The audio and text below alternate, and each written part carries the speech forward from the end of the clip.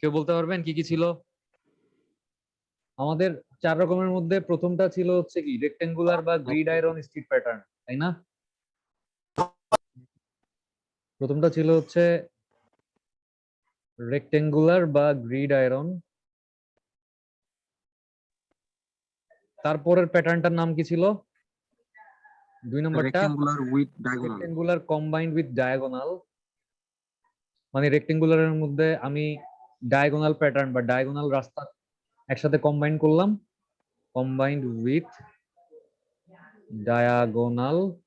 আর 3 নাম্বারটা ছিল হচ্ছে কি রেডিয়াল বা কনসেন্ট্রিক্স, রেডিয়াল। মানে এরকম রেডিয়াল রাস্তা থাকবে, তার মাঝখানে মানে সার্কুলার রাস্তা থাকবে, তার সাথে হচ্ছে রেডিয়াস বড় বড় কিছু রাস্তা থাকবে বা ডায়াগোনাল বড় বড় কিছু রাস্তা থাকবে। Radial or concentric, sorry radial with concentric বা রেডিয়াল অর কনসেন্ট্রিক ছিল এটা, রেডিয়াল অর যাই হোক, লেখা বুঝে নিয়েন। 4 নম্বর প্যাটার্নটা ছিল রেক্টেঙ্গুলার কম্বাইন্ড উইথ রেডিয়াল, মানে রেডিয়ালের সাথে হচ্ছে রেক্টেঙ্গুলারটা কম্বাইন করে আমরা 2 ধরনের প্যাটার্নের অ্যাডভান্টেজ গুলা এখান থেকে পাইতে পারি।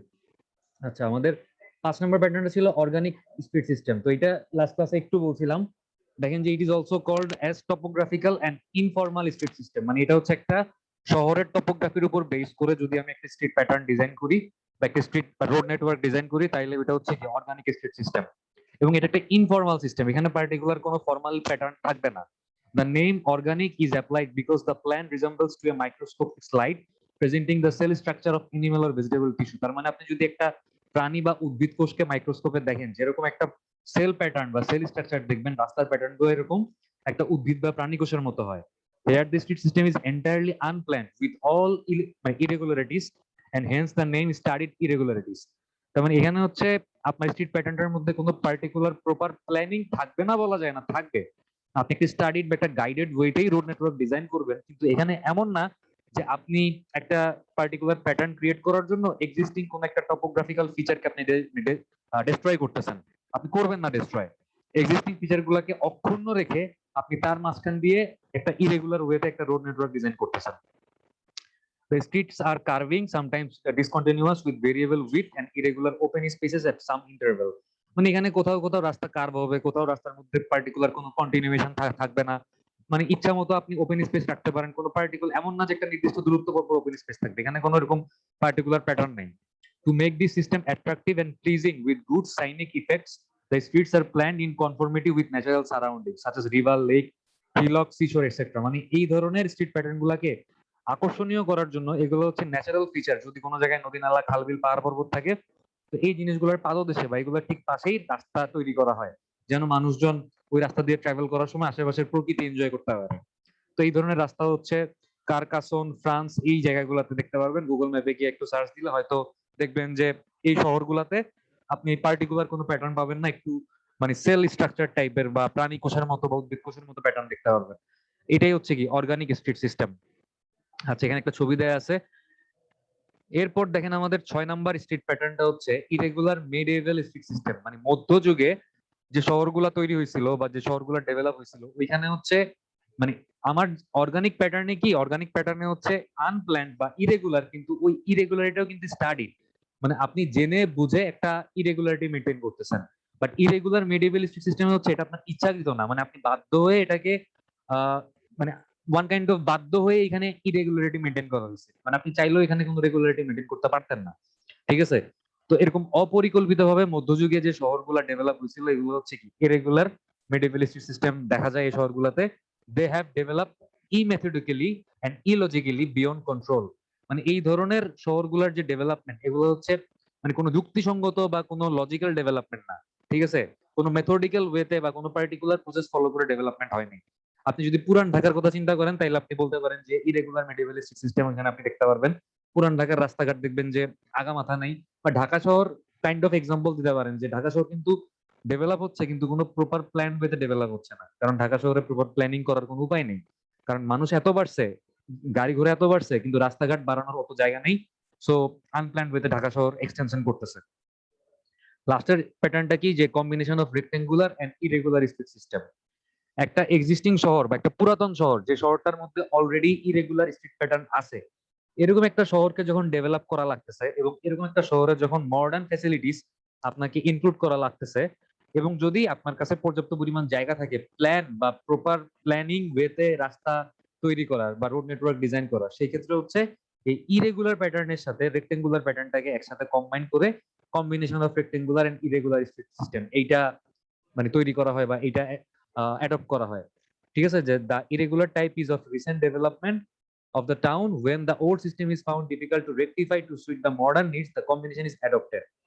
ঠিক আছে, তো এই ধরনের কম্বিনেশন অ্যাডপ্ট করা হয় যখন হচ্ছে পুরাতন কোন একটা পার্টিকুলার স্ট্রিট বা রোড, অথবা মনে করেন যে পুরাতন একটা শহরে রেক্টেঙ্গুলার প্যাটার্ন আছে, আপনি চাচ্ছেন শহরটাকে ফার্দার ডেভেলপ করতে, কিন্তু এখানে হচ্ছে রেক্টেঙ্গুলার প্যাটার্ন ডিজাইন করার আর কোনো জায়গা নাই বা প্রপার প্ল্যান্ড ওয়েতে রেক্টেঙ্গুলার আপনি ডিজাইন করতে পারতেছেন না।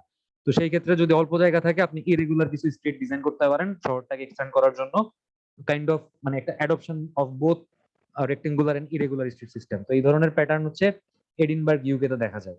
ঠিক আছে, তো এই হচ্ছে আমাদের 7 ধরনের স্ট্রিট প্যাটার্ন। আমরা মোটামুটি এই 7 ধরনের প্যাটার্নের প্রথম দিককার গুলার অ্যাডভান্টেজ এবং ডিসঅ্যাডভান্টেজ গুলা দেখছি, আর পরের দিকের গুলার মানে এই অর্গানিক বা ইরেগুলার বা combination of rectangular and irregular, তারপর কম্বিনেশন অফ কি রেডিয়াল এন্ড রেক্টেঙ্গুলার, এগুলার আমরা টুকটাক সুবিধা অসুবিধা দেখছি। ঠিক আছে, এই ছিল আমাদের প্রথম টপিক, আমরা শেষ করলাম মোটামুটি।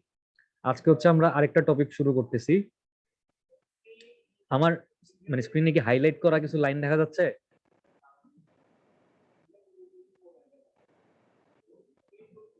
দেখতেছেন আমার স্ক্রিনে হাইলাইট করা কিছু লাইন?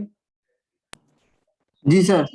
আচ্ছা ঠিক আছে, দেখেন আমরা আজকে যেটা দেখবো সেটা হচ্ছে urban transportation system planning conceptual কি এসপেক্টস, মানে হচ্ছে একটা শহরে বা একটা আরবান এলাকাতে আপনি যদি ট্রান্সপোর্ট প্ল্যান করতে যান আপনাকে কতগুলো স্টেপ ফলো করে প্ল্যানটা করতে হবে।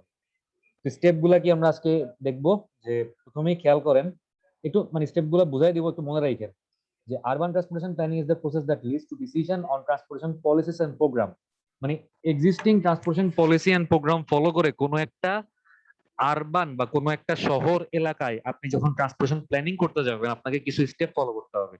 In this process, planners develop information about the impact of implementing alternative courses of action involving transportation services, such as new highway, introduction to new mode of public transport, etc., or parking restriction. মানে এখানে যেটা করা হয়, কোনো একটা শহরে transportation planning করতে গেলে আপনার হাতে বিভিন্ন অল্টারনেটিভ হয়ে থাকতে পারে। আপনি ওই শহরে প্রপার ট্রান্সপোর্টেশন ব্যবস্থা এনশিওর করার জন্য একটা রেল লাইন তৈরি করতে পারেন, হাইওয়ে তৈরি করতে পারেন, পার্টিকুলার কোনো জায়গায় পার্কিং রেস্ট্রিকশন অ্যাপ্লাই করতে পারেন যেই জায়গায় গাড়ি দাঁড়া করানো যাবে না, পাবলিক ট্রান্সপোর্ট মোড ইন্ট্রোডিউস করতে পারেন, রাস্তার মধ্যে পাবলিক বাস আপনি মানে শুরু করলেন চালানো, বা পাবলিক বাস আপনি দিলেন প্যাসেঞ্জাররা যেন বা ওই শহরের সাধারণ মানুষ যেন এক জায়গা থেকে আরেক জায়গায় ট্রাভেল করতে পারে। বাট এই যে আপনার হাতে বিভিন্ন অপশন আছে, এই অপশন গুলোর মধ্যে আপনি তো সবগুলো একসাথে ইন্ট্রোডিউস করতে পারবেন না, আবার সবগুলো কিন্তু একইভাবে আপনার চাহিদাকে ফুলফিল করবে না। তো কোনটা হচ্ছে বেস্ট ইকোনমিক্যাল ওয়েতে আপনার চাহিদাকে ফুলফিল করবে এই জিনিসটা অ্যানালাইসিস করে বের করে দেন বেস্ট অপশনটা আপনাকে প্রোভাইড করতে হবে ওই শহরের জন্য। তো এই যে পুরো জিনিসটা হচ্ছে একটা প্রপার প্ল্যান ওয়েতে আগাইতে হয় স্টেপ বাই স্টেপ। তো আমরা আজকে ওই স্টেপ গুলা দেখবো যে প্রথমে কি করব তারপরে কি করব। তো প্রথম দেখেন যে স্টেপ ওয়ানে আপনাদের কাজ কি, forecasting target year population and economic growth for the subject metropolitan area. তার মানে সাপোজ আমি হচ্ছি একটা মেট্রোপলিটন এরিয়া, সাপোজ ঢাকা শহরের জন্য আমি ট্রান্সপোর্টেশন প্ল্যানিং করতেছি। তো আমাকে যেটা করতে হবে প্রথমেই যে আমি ফোরকাস্টিং টার্গেট ইয়ার পপুলেশন, এখানে টার্গেট ইয়ার বলতে কি বোঝাচ্ছি, টার্গেট ইয়ার বলতে বোঝাচ্ছি যে আমি এখন আসি হচ্ছে 2021 সালে। ঠিক আছে, 2021 সাল এখনো শেষ হয় নাই, মনে করেন আমি 2020 সাল চিন্তা করি। তো 2020 সাল হচ্ছে 2020 সালে ঢাকা শহরে মানুষজনের জনসংখ্যা কত ছিল ওইটা আমি জানি, তাদের ইনকাম কেমন ছিল বা তাদের ইকোনমিক্যাল কন্ডিশন কেমন ছিল ওইটা আমি জানি, এগুলো আমার জানা মানে নোন ডাটা। তো এই 2020 সালকে আমি বলবো হচ্ছে কি বেজ ইয়ার অথবা হরাইজন ইয়ার। ঠিক আছে, মানে যেই বছরের ডাটাগুলো আমার কাছে আছে আমি অলরেডি জানি, এবং মানে যেটা ব্যবহার করে আমি ভবিষ্যতের কোন একটা বছরে জনসংখ্যা কত হইতে পারে, ওই শহরের মানুষের অর্থনৈতিক অবস্থা কেমন হইতে পারে এই জিনিসগুলো প্রেডিক্ট করার ট্রাই করতেছি। মানে যেই বছরের ডাটাগুলো আমার কাছে আছে যেগুলো ব্যবহার করব আমি ভবিষ্যৎকে প্রেডিক্ট করার জন্য, ওই বছরটাকে বলতেছি কি বেজ ইয়ার বা হরাইজন ইয়ার। এবং এই হরাইজন ইয়ার বা বেজ ইয়ারের ডাটা ইউজ করে মনে করেন 2030 সালে আমি ঢাকাতে একটা রেল লাইন বানাবো বা ঢাকাতে একটা ফ্লাইওভার তৈরি করবো, 2030 সালে গিয়ে আমি তৈরি করব। যেই সালে আমি তৈরি করব ওই সালটাকে বলে হচ্ছে গিয়ে ফিউচার ইয়ার বা টার্গেট ইয়ার। ঠিক আছে, তার মানে বেজ ইয়ার বা হরাইজন ইয়ারের ডাটা ব্যবহার করে আমার টার্গেট হচ্ছে টার্গেট ইয়ার বা ফিউচার ইয়ারের জনসংখ্যা কেমন হইতে পারে, ঢাকা শহরের পপুলেশন কেমন হইতে পারে, এবং ঢাকা শহরের ওই জনসংখ্যা বা যারা থাকে তাদের ইকোনমিক্যাল কন্ডিশন বা আর্থিক অবস্থা কেমন হইতে পারে, এটা আমাকে প্রেডিক্ট করতে হবে। ঠিক আছে, আমি একটা অ্যাজাম্পশন করবো আর কি, বা একটা ক্যালকুলেশন করে বের করার চেষ্টা করবো যে কেমন হইতে পারে আসলে।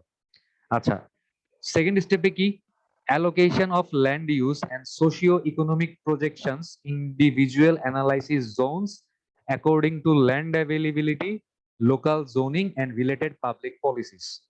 মানে ওই শহরে ট্রান্সপোর্টেশন রিলেটেড যদি কোনো পাবলিক পলিসি থেকে থাকে, সাপোজ এটা হচ্ছে আমার ঢাকা শহর,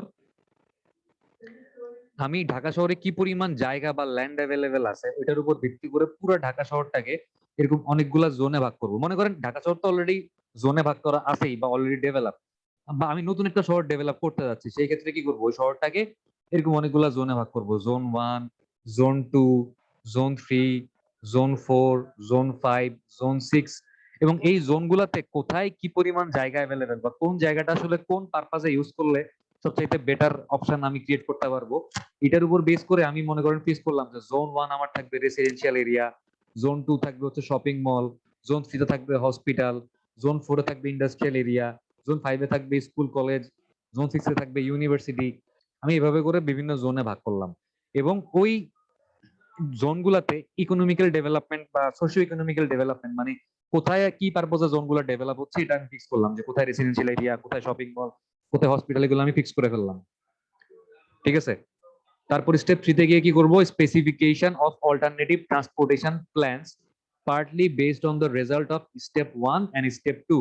মানে স্টেপ 1 2 তে আমি কি করছি, আমি এই জোনগুলোতে কি পরিমাণ পপুলেশন হইতে পারে প্রেডিক্ট করছি। স্টেপ 2 তে কি করছি, কোন জোন কি কাজে ব্যবহার হইতে পারে এটা আমি মোটামুটি ঠিক করছি।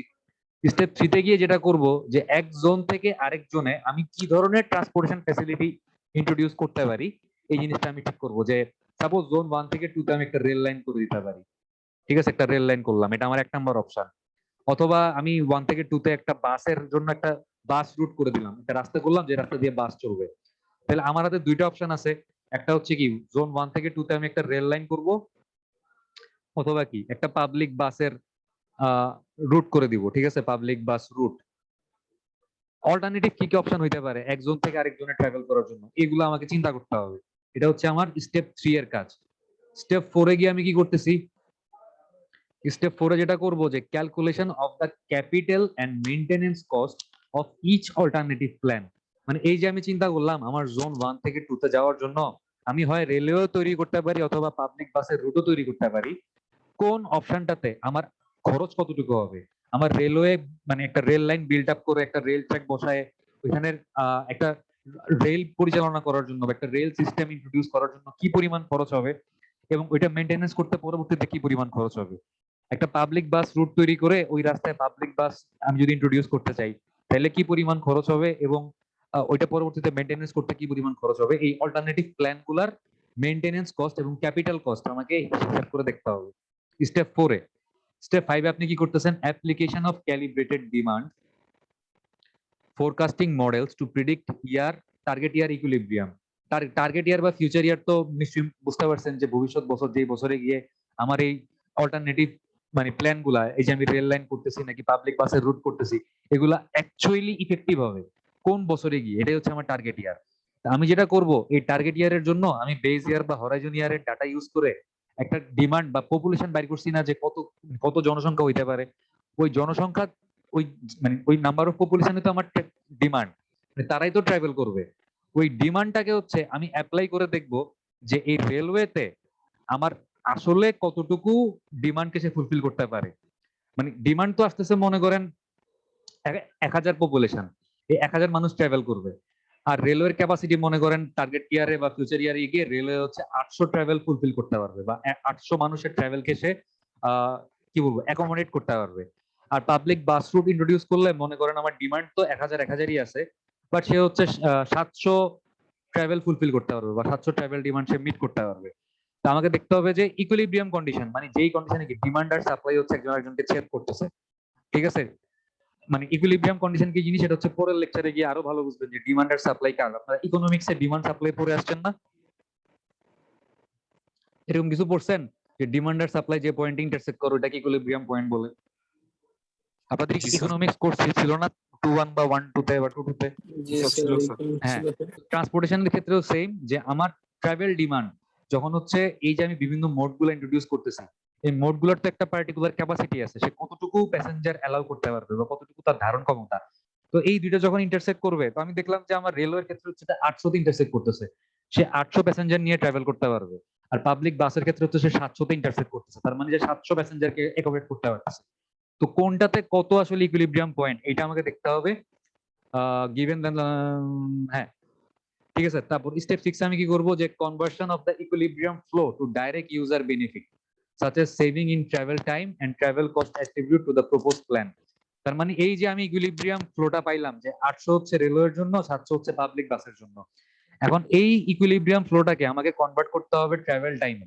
তার মানে রেলওয়ে ইউজ করলে এই 800 মানুষের ট্রাভেল টাইম এভারেজ কত লাগতেছে, আর আমি যদি পাবলিক বাস ইউজ করি তাহলে এই 700 মানুষের এভারেজ ট্রাভেল টাইম বা এভারেজ ট্রাভেল কস্ট কত লাগতেছে। রেলওয়ের ক্ষেত্রেও সেম, আমি ট্রাভেল টাইম ট্রাভেল কস্ট বাই করব, ঠিক আছে। তার মানে আমি ফার্স্টে কি করলাম, ফার্স্টে দেখলাম যে এই দুইটা মোডে আমার খরচ কত পড়তেছে এগুলো এস্টাবলিশ করতে হবে, মেইনটেনেন্স খরচ কত পড়তেছে। তারপর দেখলাম যে কোনটা কত প্যাসেঞ্জার অ্যালাউ করতে পারতেছে। তারপর দেখলাম যে প্যাসেঞ্জারদের ট্রাভেল টাইম ট্রাভেল কস্ট কত লাগতেছে কোন মোড ইউজ করলে। এরপর যেটা করব, এই তিনটা জিনিসের উপর বেস করে, এক হচ্ছে এগুলার establishment cost plus maintenance cost, এগুলার ইকুইলিব্রিয়াম ফ্লো কতটুকু প্যাসেঞ্জার সে অ্যালাউ করতে পারতেছে, তারপর হচ্ছে প্যাসেঞ্জারদের ট্রাভেল টাইম ট্রাভেল কস্ট, সবকিছুর উপর বেস করে আমি এই দুইটা অপশনের মধ্যে বেস্ট অপশনটা হচ্ছে চুজ করব, ঠিক আছে। যে comparative evaluation and selection of the best of the alternative analysed based on estimated cost of step 3 and benefits of step 6। মানে স্টেপ 3 তে আপনি বের করছেন না যে টোটাল আপনার কতটুকু খরচ হবে, মেইনটেনেন্স কস্ট কত হবে, আর স্টেপ 6 এ আপনি বের করছেন কি ডাইরেক্টলি ইউজারদের কি বেনিফিট হবে, ট্রাভেল টাইম কতটুকু লাগবে, ট্রাভেল কস্ট কতটুকু পড়তেছে। সবকিছুর উপর বেস করে বেস্ট যেটা মনে হবে সেটাই আপনি ইন্ট্রোডিউস করবেন, ঠিক আছে। এই 7টা ওয়েতে হচ্ছে আপনাকে একটা জায়গায় ট্রান্সপোর্টেশন ফ্যাসিলিটি ডিজাইন করার সময় এই স্টেপগুলো ফলো করে আগাইতে হবে। এখানে আরো কিছু কথাবার্তা বলা আছে, এগুলা দরকার নাই, এগুলা একদম মানে থিওরিটিক্যাল কথাবার্তা। মেইনলি হচ্ছে এই এই লেকচারটাতে হচ্ছে আপনাদের মানে ইম্পর্টেন্ট হচ্ছে কি, যে what are the steps of transportation planning process. তো তখন আপনাকে এই 7টা স্টেপ হচ্ছে নিজের মতো করে ব্যাখ্যা করে লিখতে হবে, ঠিক আছে। আচ্ছা, এবার দেখেন চ্যাপ্টার 5 ট্রাভেল ডিমান্ড মডেলিং দেখতেছেন, দেখা যাচ্ছে স্লাইড? জি স্যার। দেখেন, এখন আমরা দেখলাম যে 7টা স্টেপে যে আমরা প্ল্যানিং করব, প্ল্যানিং করার সময় আমাদের একটা সবচেয়ে বড় কাজ ছিল বেজ ইয়ার বা হরাইজন ইয়ারের পপুলেশন। আমরা জানি যে 2020 সালে ঢাকা শহরে কতজন মানে কত জনসংখ্যা, বেজ ইয়ারের জনসংখ্যা বা পপুলেশন ব্যবহার করে আমি ফিউচার ইয়ারে মানে হচ্ছে যেই সালে গিয়ে আমার একটা ট্রান্সপোর্ট ফ্যাসিলিটি অ্যাক্টিভ হবে বা অপারেশন অবস্থায় যাবে, মানে একদম কি বলবো সেটা ইফেক্টিভলি রান হবে, ওই বছর সাপোজ 2030 সালে গিয়ে একটা ফ্যাসিলিটি আমি কাজ শুরু করলাম 2021 সাল থেকে, ওটা তৈরি করা শুরু করলাম 2021 সাল থেকে, বাট তৈরি করতে মনে করেন আমার 9 বছর লাগবে, এটা 2030 সালে গিয়ে ইফেক্টিভলি কাজ করবে। তো ওই ফিউচার ইয়ার বা 2030 সালে গিয়ে ওই ফ্যাসিলিটিটা ব্যবহার কারা করবে, 2020 সালে যতজন মানুষ ছিল তারা ব্যবহার করবে, না 2030 সালে গিয়ে যতজন মানুষ হবে তারা ব্যবহার করবে, কোনটা? অবভিয়াসলি 2030 সালে যারা মানে থাকবে তারাই তো ব্যবহার করবে, তাই না? তো 2030 সালে আপনাকে ট্রাভেল ডিমান্ড হচ্ছে আগে থেকে প্রেডিক্ট করতে হবে। 2020 সালের ট্রাভেল ডিমান্ড আপনার কাছে আছে, কতজন মানুষ আছে, তারা কোথায় কোথায় ট্রাভেল করে, বা তারা আসলে মানে মনে করেন যে কান্দিরপাড় থেকে কুমিল্লা কান্দিরপাড়ে হচ্ছে আপনাদের সাপোজ ধরলাম আমি 5 জনের বাসা, ফাহিমের বাসা, সাদমানের বাসা, অপুর বাসা, দিহানের বাসা, আর হচ্ছে গিয়ে সজীবের বাসা। এখন সজীবের বাসা থেকে ট্রাভেল প্রডিউস হয় মনে করেন 2টা, দিহানের বাসা থেকে হয় মনে করেন 3টা, ফাহিমের বাসা থেকে হয় মনে করেন 4টা, সাদমানের বাসা থেকে হয় মনে করেন 5টা, আর অপুর বাসা থেকে হয় মনে করেন 6টা। তাহলে টোটাল কান্দিরবার থেকে আপনারা 5 জন, আমি ধরলাম মানে পপুলেশন হচ্ছে গিয়া, মনে করেন আপনাদের এই 5টা ফ্যামিলি থাকে কান্দিরপাড়ে। তো এই 5টা ফ্যামিলি থেকে টোটাল যদি আমি যোগ করি, টোটাল কতগুলা ট্রাভেল প্রডিউস হচ্ছে বা কতগুলা ট্রাভেল ডিমান্ড প্রডিউস হচ্ছে 2020 সালে, এই সংখ্যাটা আমি পেয়ে যাচ্ছি। এইটা ইউজ করে আমি চেষ্টা করব 2030 সালে কান্দিরপাড় থেকে কতগুলা ট্রাভেল ডিমান্ড ক্রিয়েট হইতেছে ওইটা মানে ফিউচার ইয়ারের জন্য প্রেডিক্ট করার জন্য। ঠিক আছে, এই যে প্রেডিক্ট করার জন্য আমি নর্মালি যে যোগ করলাম, যোগ করে বলে দিলাম, ব্যাপারটা আসলে এতটা সহজ না। সহজ কিন্তু এতটাও সহজ না, আমাদেরকে একটা ম্যাথমেটিক্যাল মডেলিং করতে হবে। ঠিক আছে, আমাদেরকে ম্যাথমেটিক্যাল মডেলিং করে দেখতে হবে যে আসলে কত হতে পারে। তো এই ধরনের যে মডেলিং গুলা, এই মডেলিং গুলা কি বলে হচ্ছে ট্রাভেল ডিমান্ড মডেলিং। মানে ভবিষ্যৎ বছরে গিয়ে ট্রাভেলের ডিমান্ড কেমন হইতে পারে, এক্সিস্টিং ইয়ারের ট্রাভেল ডিমান্ড ইউজ করে আমি ফিউচার ইয়ারের ট্রাভেল ডিমান্ড মডেলিং করে প্রেডিক্ট করার ট্রাই করতেছি। ঠিক আছে, দিস চ্যাপ্টার একটু জুম করি তাহলে দেখতে পারবেন আরো ভালো মনে হয়। This chapter provides an introduction to travel demand modeling, the most important aspect of transportation planning. মানে একটা ট্রান্সপোর্টেশন প্ল্যানিং এর যে স্টেপ গুলা বা যে ফেজ গুলা আছে, যে 7টা স্টেপ আমরা দেখলাম, 7টা স্টেপের মধ্যে সবচাইতে ইম্পর্টেন্ট হচ্ছে এই ট্রাভেল ডিমান্ড মডেলিং, মানে প্রথম স্টেপটা। First we will discuss about what is modelling. মানে এখানে প্রথমে আমরা দেখবো যে আসলে ট্রান্সপোর্টেশনে মডেলিং বলতে আমরা কি বুঝি। What is modelling in transportation?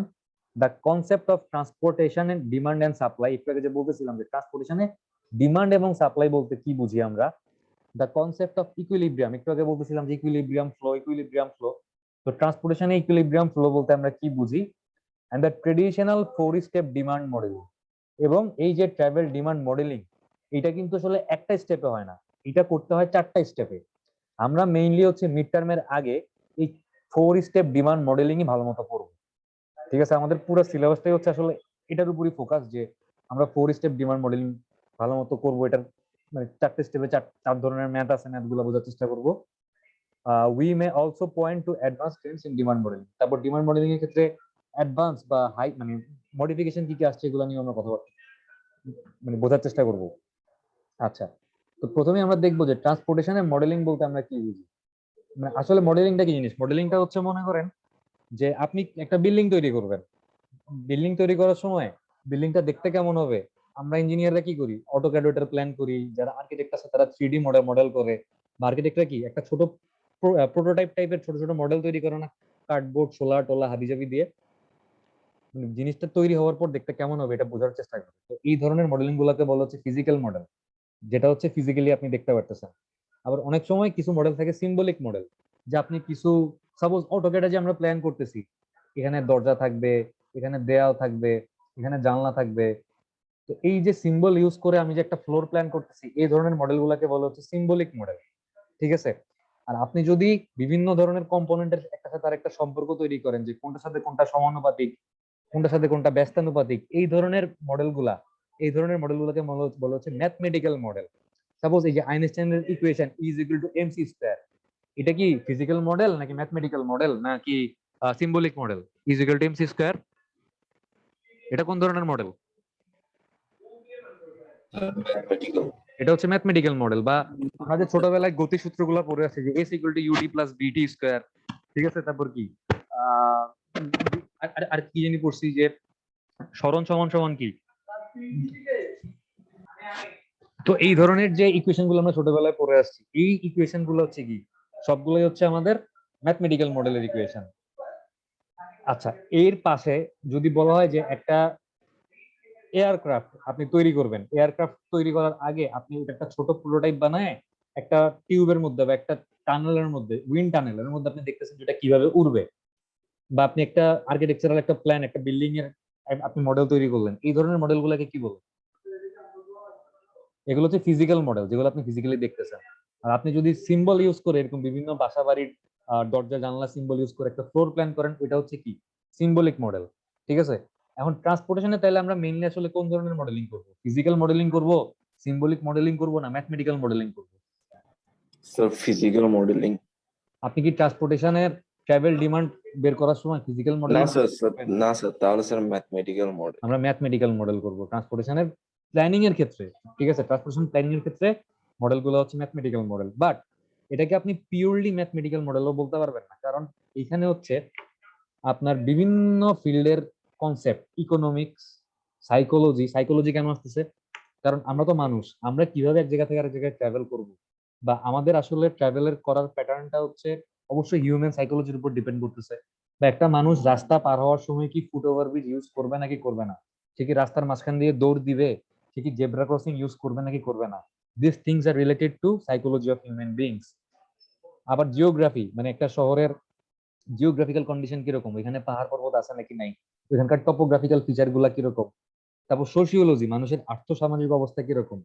দেখা গেছে যে একজন মানুষের সোসাইটাল ব্যাকগ্রাউন্ড বা সামাজিক অবস্থা তার ট্রাভেল প্যাটার্ন বা তার ডিসিশন মেকিং প্রসেস, সে কি বাসে যাবে, সে কি প্রাইভেট কারে যাবে, সে কি সাইকেলে যাবে, নাকি সে মানে হেঁটে হেঁটে এক জায়গা থেকে আরেক জায়গায় যাবে, এই জিনিসগুলো হচ্ছে মানুষের সোসাইটাল ব্যাকগ্রাউন্ডের উপরে ডিপেন্ড করে। প্লাস এই যে সবগুলা ডাটা আপনার কাছে আছে, এই ডাটাগুলো ইউজ করে আপনি বেস ইয়ারের ডাটা ব্যবহার করে ফিউচার ইয়ারের জন্য মডেলিং করতেছেন, ম্যাথমেটিক্যাল মডেল। এখানে কি ব্যবহার হয়, স্ট্যাটিস্টিক্সও ব্যবহার হয় বা পরিসংখ্যান। তো যার কারণে ট্রান্সপোর্টেশনের মডেলিং গুলো হচ্ছে mathematics, economics, psychology, geography, sociology, statistics সবকিছুর একটা কম্বিনেশন। বোঝা গেছে? জি স্যার, বুঝতে আচ্ছা, পারছি। তো এবার আমরা দেখবো যে ট্রান্সপোর্টেশনে ডিমান্ড এন্ড সাপ্লাই বলতে আমরা কি বুঝি। The concept of demand and supply are fundamental to economic theory. মানে ইকোনমিক্স থেকে আসছে ডিমান্ড এন্ড সাপ্লাই, যে চাহিদা আর যোগান, ঠিক আছে, and is widely applied to the field of transport economics. মানে ট্রান্সপোর্টের ইকোনমিতে এই ডিমান্ড আর সাপ্লাই এর কনসেপ্ট হচ্ছে, আমরা যখন ট্রান্সপোর্টেশনের ডিমান্ড আর সাপ্লাই বোঝার চেষ্টা করি বা চেষ্টা করি ইকুইলিব্রিয়াম ফ্লো কতটুকু হবে, তখন হচ্ছে ওই ইকোনমিক্সের যে থিওরি ডিমান্ড সাপ্লাই এর একই থিওরি হচ্ছে আমরা ট্রান্সপোর্টেশনের ক্ষেত্রে ব্যবহার করি। In the areas of travel demand and the associated supply to transport infrastructure, the notions of demand and supply could be applied. মানে হচ্ছে একটা এলাকা থেকে কতগুলা ট্রাভেল ডিমান্ড প্রডিউস হচ্ছে এবং ওই ট্রাভেল ডিমান্ড গুলাকে ফুলফিল করার জন্য কি পরিমাণ ট্রান্সপোর্টেশন ইনফ্রাস্ট্রাকচার, সুযোগ সুবিধা, রোড ঘাট, গাড়ি ঘোড়া, মানে এগুলা আছে, এগুলো হচ্ছে কি আমার সাপ্লাই। একটা হচ্ছে আমরা ট্রাভেল ডিমান্ড প্রডিউস করতেছি, যে আমি সকালবেলা শহর থেকে বায়োস্টে আসতেছি, আপনারা ক্লাস করার জন্য শহর থেকে বায়োস্টে আসতেছেন, এগুলো হচ্ছে কি আমাদের ট্রাভেল ডিমান্ড। আর আমাদের ট্রাভেল ডিমান্ড গুলা, আচ্ছা তাহলে আমি ট্রাভেল ডিমান্ড কি জিনিস বুঝলাম, যে ট্রাভেল ডিমান্ড হচ্ছে কি যে আমরা সকালবেলা কান্দিরবাগ থেকে বায়োস্টে আসতেছি। আর আমাদের এই ডিমান্ড গুলো ফুলফিল করার জন্য সাপ্লাই কে, সাপ্লাই কি কি বলেন তো? এই যে কান্দিরবাগ থেকে বায়োস্ট পর্যন্ত রাস্তাঘাট আছে, ইনফ্রাস্ট্রাকচার, তারপরে বায়োস্ট বাস প্রোভাইড করতেছে, কিছু প্যারা ট্রানজিট আছে, সিএনজি আছে, পেটকাটা মাইক্রোগুলো আছে, রিক্সা টিক্সা আছে, যেগুলো করে আমরা কান্দিরবাগ থেকে বায়োস্ট আসতেছি। তো এই ইনফ্রাস্ট্রাকচার গুলো হচ্ছে আমাদের সাপ্লাই, আমাদের ট্রাভেল ডিমান্ডটাকে ফুলফিল করার জন্য।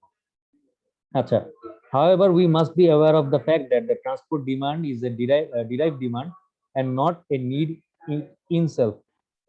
মানে হচ্ছে এই যে ডিমান্ড, এই ডিমান্ডটা কিন্তু আমরা ডিরাইভ করতেছি, আমরা বের করতেছি, আমরা বের করে দেখতেছি যে আসলে কতটুকু ডিমান্ড আসতে পারে। That is people travel not for the sake of travel but to practise in activities in different location. আচ্ছা, বাংলা কথাবার্তা লিখছে এখানে, দেখেন যে ডিমান্ড আর সাপ্লাইয়ের একটা কার্ভ দেয়া আছে। তো আপনি যদি ডিমান্ড আর সাপ্লাইয়ের কার্ভটা একটু চিন্তা করেন, যে দেখেন যে এখানে দেয়া আছে কি ভলিউম এক্স অক্ষ বরাবর আর ওয়াই অক্ষ বরাবর দেয়া আছে কস্ট। এই সবুজটা হচ্ছে কি ডিমান্ডের কার্ভ, এই লালটা হচ্ছে সাপ্লাইয়ের কার্ভ। আমি যদি আলাদা করে চিন্তা করি, মনে করেন যে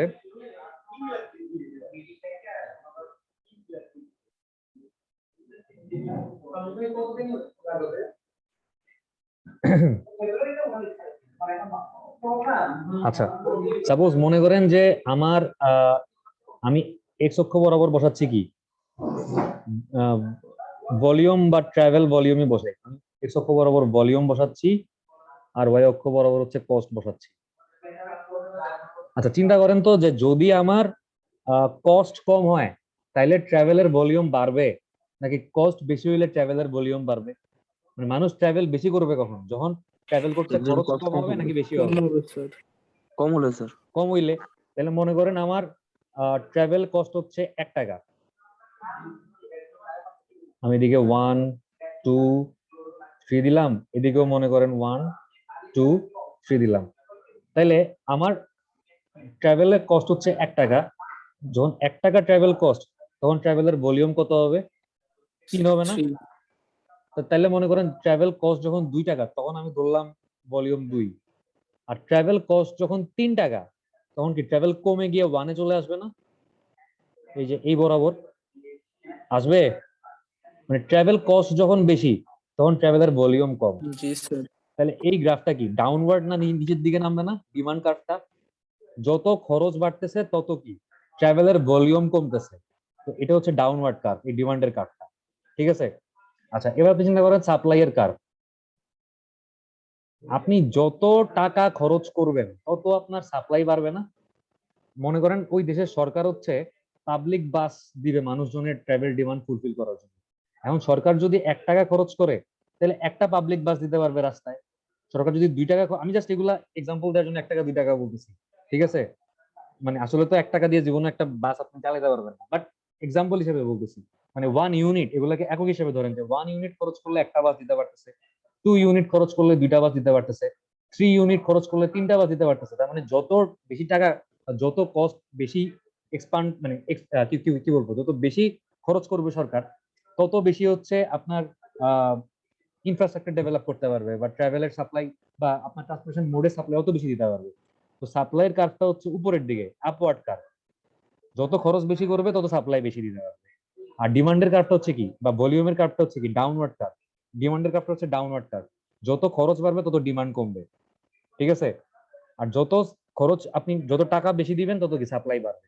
তো দেখেন যে সাপ্লাইয়ের কার্ভটা হচ্ছে আপওয়ার্ড, আর মানে ডিমান্ডের কার্ভটা হচ্ছে ডাউনওয়ার্ড। এই সাপ্লাই আর ডিমান্ডের কার্ভটা যেই পয়েন্টে সেট করতেছে এটাই কি আমার ইকুইলিব্রিয়াম পয়েন্ট। মানে আমি চেষ্টা করব এই পরিমাণ ইনফ্রাস্ট্রাকচার প্রোভাইড করতে, এই টাকা খরচ করে এই পরিমাণ ভলিউম বা এই পরিমাণ ট্রাভেল ডিমান্ড আমি ফুলফিল করার ট্রাই করব, ঠিক আছে? আমার তো পুরা ভলিউম ফুলফিল করার জন্য টাকা খরচ করে লাভ নেই, তাহলে টাকাটা অপচয় হবে। ইকুইলিব্রিয়াম মানে ডিমান্ড আর সাপ্লাই যে পয়েন্টে সেট করবে ওই পয়েন্টে আমাকে দেখতে হবে যে ভলিউম কতটুকু আসতেছে এবং ওই ভলিউমের এগেইনস্টে কত টাকা খরচ করতে হবে আমাকে সাপ্লাই ঠিক মতো দেওয়ার জন্য। এটাই হচ্ছে ট্রান্সপোর্টেশনের ডিমান্ড এন্ড সাপ্লাইয়ের কনসেপ্ট। জিনিসটা কি বুঝছেন? জিনিসটা কি বোঝা গেছে?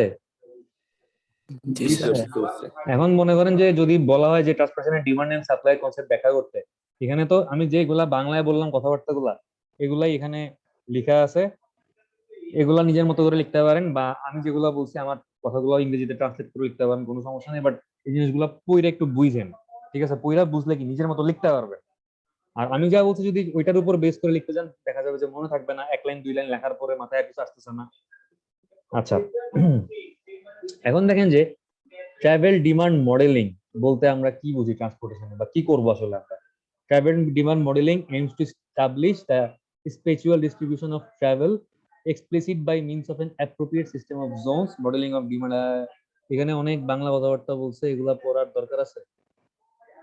এগুলো পড়ার দরকার নেই, আমরা মেইনলি এই জিনিসটা দেখলে বুঝতে পারবো যে ট্রাভেল ডিমান্ড আসলে আমরা কেমনে মডেল করবো। ফার্স্টে আপনাকে একটা ডাটাবেস তৈরি করতে হবে, ঠিক আছে? ডাটাবেসের মধ্যে কি থাকবে? নেটওয়ার্ক ডাটা বা জোন। এটা হচ্ছে আপনার, এই ডাটাবেসটা আপনি তৈরি করবেন কোন বছরের ডাটা ইউজ করে? বেজ ইয়ার বা হরাইজন ইয়ারের ডাটা ব্যবহার করে। আপনি বেজ ইয়ার কোনটা বলছিলাম? 2020 বা 2020-এর আগের যে বছরগুলো আছে, 2015, 16, 17, 18, 19, মানে যেগুলো আমাদের পাস্ট বা অতীত, এগুলো হচ্ছে আমাদের বেজ ইয়ার বা হরাইজন ইয়ার।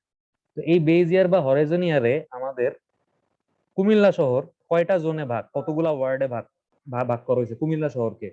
জোন 1, জোন 2, জোন 3, বা ওয়ার্ড নাম্বার 1, ওয়ার্ড 2, 2 নম্বর ওয়ার্ড, 3 নম্বর ওয়ার্ড, 4 নম্বর ওয়ার্ড, 5 নম্বর ওয়ার্ড। এই জোনিং গুলো আমরা জানি, প্লাস এই জোন গুলার মধ্যে নেটওয়ার্ক ডাটা, মানে কোন জোন থেকে কোন জোনে কি ট্রান্সপোর্টেশন ফ্যাসিলিটি আছে এই জিনিসটা আমরা জানি। আমাদের কাছে ফ্যাসিলিটিস গুলাও, মানে নেটওয়ার্কের ডাটাও আছে, যে রাস্তা কি 1 নম্বর জোন থেকে 2 নম্বর জোন একটা রাস্তা আছে, 1 নম্বর থেকে 4 নম্বর জোনের রাস্তা আছে, 3 নম্বর থেকে 5-এর রাস্তা আছে, 3 নম্বর থেকে 4-এর রাস্তা আছে। এই জোনিং এর ডাটাও আমার কাছে আছে, প্লাস মানে জোন গুলো আমি জানি যে কয়টা জোনে ভাগ করা আমার কুমিল্লা শহর। আচ্ছা, এরপর লাগবে হচ্ছে ফিউচার প্ল্যানিং ডাটা। তার মানে হচ্ছে ভবিষ্যৎ বছরে গিয়ে আমার কুমিল্লা শহরের কোন জোন থেকে কতগুলা ট্রাভেল ডিমান্ড প্রডিউস হতে পারে বা কতগুলা ট্রিপ প্রডিউস হতে পারে, এটাকে আমাকে মানে যে জানতে হবে। তো এই ফিউচারের প্ল্যানিং ডাটা আমাকে বুঝতে হবে। তো এই বোঝার জন্য আমাদের প্রথম স্টেপটা হচ্ছে ট্রিপ জেনারেশন। এটা হচ্ছে ট্রান্সপোর্টেশন প্ল্যানিং এর 1 নম্বর স্টেপ। তার মানে এই যে zone 1, zone 2, zone 3, zone 4, zone 5 আছে, এই জোন গুলার কোন জোন থেকে কতগুলা ট্রাভেল ট্রিপ বা মানে ট্রাভেল ডিমান্ড বা কতগুলা ট্রিপ জেনারেট হচ্ছে এইটা আমাকে জানতে হবে, ঠিক আছে? তাহলে আমি কি করলাম, ফার্স্টে আমার জোন গুলার ভাগ আমি জানি, জোন 1, জোন 2, জোন 3, জোন 4। এরপর আমি কি জানি? আমাকে ট্রিপ জেনারেশন বা এই প্রথম স্টেপ থেকে বের করতে হবে যে জোন 1 থেকে সাপোজ মনে করেন 50টা ট্রিপ প্রডিউস হচ্ছে, জোন 2 থেকে 100টা প্রডিউস হচ্ছে, জোন 3 থেকে 200টা প্রডিউস হচ্ছে, জোন 3 থেকে, জোন 4 ছিল, জোন 3 থেকে মনে করেন 25টা প্রডিউস হচ্ছে। কোন জোন থেকে কতগুলো ট্রিপ জেনারেট হচ্ছে এটা আমাকে বের করে ফেলতে হবে 1 নাম্বার স্টেপ। 2 নাম্বার স্টেপটা হচ্ছে কি ট্রিপ ডিস্ট্রিবিউশন, এটা হচ্ছে 2 নাম্বার স্টেপ। এটাতে কি করব, এই যে জোন 1 থেকে 50টা ট্রিপ প্রডিউস হচ্ছে, এই 50টার মধ্যে কিছু ট্রিপ প্রডিউস হচ্ছে জোন 1 থেকে 2 তে, কিছু প্রডিউস হচ্ছে জোন 1 থেকে 3 তে, আবার কিছু জোন 1 থেকে 4 এ প্রডিউস হচ্ছে না, হচ্ছে। আবার কিছু কি হইতে পারে, জোন 1 থেকে এই আমার বাউন্ডারি, এই বাউন্ডারির বাইরে যাইতে পারে না, যে আমি জোন 1 থেকে 2 তেও আসবো না, 3 তেও যাবো না, 4 এও যাবো না, আমি এই কুমিল্লা শহরের বাইরে যাব, আমি ঢাকা যাব। তাইলে কি এটা একটা ইন্টারনাল এক্সটার্নাল ট্রিপ না? আমি একটা ইন্টারনাল জোন থেকে একটা এক্সটার্নাল জোনে যাচ্ছি। আবার এমন হতে পারে যে আমি যদি জোন 1 থেকে 2 তে যাই, তাহলে এটা কোন ধরনের ট্রিপ? ইন্টারনাল ইন্টারনাল না? আমি একটা ইন্টারনাল জোন থেকে আরেকটা ইন্টারনাল জোনে যাচ্ছি। আর ইন্টারনাল এক্সটার্নাল কিরকম? আমি একটা ইন্টারনাল জোন থেকে, মানে আমি কুমিল্লা শহরের ভিতর থেকে যদি কুমিল্লা শহরের বাইরে যাই। আর এক্সটার্নাল এক্সটার্নাল কিরকম? মনে করেন আমি চিটাগং থেকে কুমিল্লার ভিতর দিয়ে ঢাকা যাচ্ছি, তার মানে আমার ট্রিপটার উৎপত্তি স্থল কুমিল্লার বাইরে এবং ট্রিপটার ডেস্টিনেশন বা গন্তব্যস্থল কুমিল্লার বাইরে। তাহলে কি এটা একটা এক্সটার্নাল এক্সটার্নাল ট্রিপ না? আরেকটা কি হতে পারে, এক্সটার্নাল ইন্টারনাল। মনে করেন যে কুমিল্লা শহরের বাইরে, বাইরে থেকে কুমিল্লা শহরের আশেপাশে কোনো গ্রাম থেকে, দাউদকান্দি থেকে বা চান্দিনা থেকে মনে করেন কেউ ডাক্তার দেখাইতে কুমিল্লায় আসছে, তাহলে এটা কি বাইরে থেকে, মানে এই ট্রিপটার তাহলে উৎপত্তি স্থল কি বাইরের একটা জোন, এবং সে কই আসতেছে, সে কুমিল্লা শহরের ভিতরের একটা জোনে আসতেছে। এটা হচ্ছে কি এক্সটার্নাল ইন্টারনাল ট্রিপ। তো এরকম বিভিন্ন ধরনের ট্রিপ গুলাকে আপনাকে ডিস্ট্রিবিউট করতে হবে কি ট্রিপ ডিস্ট্রিবিউশনে, যে আমার কোন জোন থেকে কতগুলা ট্রিপ কোন জোনে যাচ্ছে এবং কোন জোন থেকে কতগুলা ট্রিপ ওই জোনে আসতেছে। আচ্ছা, এবার হচ্ছে মোডাল স্প্লিট। এই যে ট্রিপ গুলা এক জোন থেকে আরেক জোনে যাবে, যাওয়ার জন্য তারা তো বিভিন্ন মোড ইউজ করবে। কেউ হয়তো প্রাইভেট কার ইউজ করবে, কেউ হয়তো বাস ইউজ করবে, কেউ সিএনজি ইউজ করবে, কেউ মাইক্রো ইউজ করবে। তো এই ট্রিপ গুলার কতগুলা কোন মোড ইউজ করে হচ্ছে এটা আমাকে ভাগ করে ফেলতে হবে মোডে। তো এই স্টেপটাকে বলা হচ্ছে গিয়ে মোডাল স্প্লিট বা মোডে ভাগ করা। এরপর হচ্ছে ট্রিপ অ্যাসাইনমেন্ট। আচ্ছা, মোডে ভাগ করলাম, এবার কোন, মানে কতগুলা ট্রিপ হচ্ছে কোন, মানে রাস্তা বা কোন রুট ইউজ করে হবে। জোন 1 থেকে 2 তে আসার জন্য আমার কাছে মনে করেন অ্যাভেলেবেল অপশন হচ্ছে 3টা। আমি কান্দিরপাড় থেকে, মনে করেন জোন 1 হচ্ছে কান্দিরপাড়, 2 হচ্ছে বায়ুস, আমি আলেখা চট দিয়ে আসতে পারি, আমি পদ্মার বাজার বিশ্ব রোড দিয়ে ঘুরে আসতে পারি, আমি গোমতী নদীর পাড় দিয়ে আসতে পারি। তাহলে আমার অপশন কয়টা? 3টা, 1 2 3। আমি 3টা অপশনের মধ্যে কোন অপশনটা চুজ করব, বা আমার যে এই মোড গুলা, এই মোড মানে বিভিন্ন ট্রাভেল মোড, প্রাইভেট কার, বাস, সিএনজি, কোন মোডটা আসলে কোন অপশনটা চুজ করবে, এটা হচ্ছে আমার 4 নাম্বার স্টেপে ট্রিপ অ্যাসাইনমেন্ট আসতেছে। ঠিক আছে, এই 5 নাম্বার স্টেপটা আউটপুট লিঙ্ক, এটা আসলে মানে না, মানে তেমন ইম্পর্টেন্ট না। আমাদের মেইন কাজ হচ্ছে এই 4টা স্টেপের উপরে বা 4 স্টেপ। এটাকে এই ট্রান্সপোর্টেশন মডেলিং বা ট্রাভেল ডিমান্ড মডেলিং কে আপনি 4 স্টেপ মডেলিং ও বলতে পারেন। তাহলে 4টা স্টেপ কি কি? Trip generation, trip distribution, modal split আর ট্রিপ অ্যাসাইনমেন্ট। এই 4টা হচ্ছে আমার 4 স্টেপ মডেলিং এর 4টা স্টেপ। ঠিক আছে, বুঝতে পারছি? বোঝা গেছে কথাবার্তা? ওকে, আমরা নেক্সট ক্লাসে হচ্ছে এই ট্রিপ জেনারেশনের কিছু থিওরি দেখবো, যে ট্রিপ কাকে বলে, তারপরে ট্রাভেল কাকে বলে, বা একটা ট্রিপ হইতে হইলে মানে কি করতে হয়, হাউস হোল্ড ট্রিপ কি জিনিস, নন হাউস হোল্ড ট্রিপ কি জিনিস, হাউস হোল্ড ইনকাম বলতে কি বুঝি। মানে এই জিনিসগুলো দেখলে আমরা হচ্ছে ট্রিপ জেনারেশনের ম্যাথটা করতে পারবো আর কি। এগুলো বোঝার পরে আমরা ট্রিপ জেনারেশনের ম্যাথটা করবো ইনশাআল্লাহ। আচ্ছা, আজকে ক্লাস এখানে তাইলে শেষ করতেছি।